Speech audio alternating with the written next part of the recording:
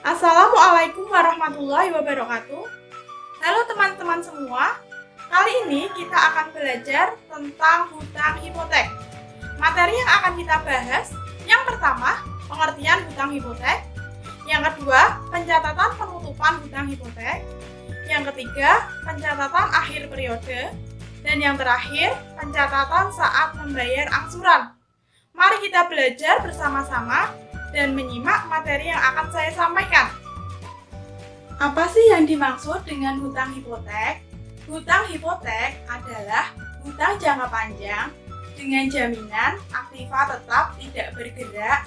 Contohnya seperti tanah, gedung, mesin, dan lain-lain yang disertai perjanjian tertulis dengan akta notaris. Nah, isi perjanjian dalam hutang hipotek mencakup nominal pinjaman, suku bunga, jangka waktu pinjaman, jumlah angsuran, dan perjanjian yang diserahkan. Selanjutnya, yaitu keuntungan hutang hipotek. Keuntungan hutang hipotek ada 3. Yang pertama, mengurangi beban pajak. Yang kedua, kreditur tidak memiliki hak suara atas internal perusahaan. Dan yang ketiga, tetap bisa memanfaatkan jaminan tersebut. Selain keuntungan, juga ada kerugian hutang hipotek. Kerugian hutang hipotek yang pertama, biaya yang mahal, mulai dari biaya administrasi, notaris, premi asuransi, hingga penilaian aset tetap yang dijaminkan. Nah, untuk kerugian yang kedua, yaitu pembatasan penggunaan aset yang dijaminkan. Jadi, di sini perusahaan tidak bisa menyewakan atau bahkan menjual aset tersebut, sebab masih berstatus sebagai jaminan atas hutang hipotek. Selain itu, perusahaan tidak diperkenankan untuk mengubah bentuk dari aset tetap tersebut yang dapat mempengaruhi nilainya. Agar lebih jelasnya, berikut contoh studi kasus. Pada tanggal 1 Agustus 2017, PT Usaha Makmur meminjam uang kepada Bank Mandiri Semarang sebesar 500 juta dengan jaminan gedung dan tanah senilai 800 juta. Lama pinjaman yaitu 5 tahun dengan bunga 12% per tahun. Biaya yang diperhitungkan oleh bank adalah sebagai berikut. Beban akta sebesar 250.000 dan provisi kredit 1% dari pinjaman. Diminta buatlah jurnal pada saat penutupan hipotek. Yang kedua, buatlah jurnal penyesuaian dan jurnal kembali yang diperlukan. Yang ketiga, buatlah jurnal pada saat membayar angsuran pertama. Berdasarkan contoh kasus tersebut, mari kita bahas secara bersama-sama. Untuk yang pertama, yaitu pencatatan penutupan utang hipotek.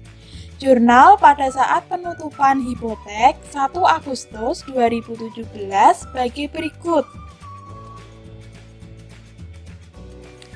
Beban administrasi bank dapat dihitung dari biaya akta 250.000 ditambah biaya provisi 1% dikali jumlah pinjaman, maka hasilnya 5.250.000. Untuk yang kedua, yaitu melakukan pencatatan akhir periode, di mana di akhir periode harus membuat jurnal penyesuaian atas bunga yang telah berjalan dari 1 Agustus 2017 sampai 31 Desember 2017. Perhitungannya 5/12 karena dalam 1 tahun ada 12 bulan dikali 12% dari bunga pinjaman dikali 500 juta, maka hasilnya 25 juta. Jurnalnya sebagai berikut. Catatan untuk memisahkan bagian utang jangka panjang yang akan jatuh tempo pada periode berikutnya. Pada setiap akhir periode, utang jangka panjang dipisahkan menjadi utang jangka pendek maka dapat dibuat jurnal penyesuaian sebagai berikut.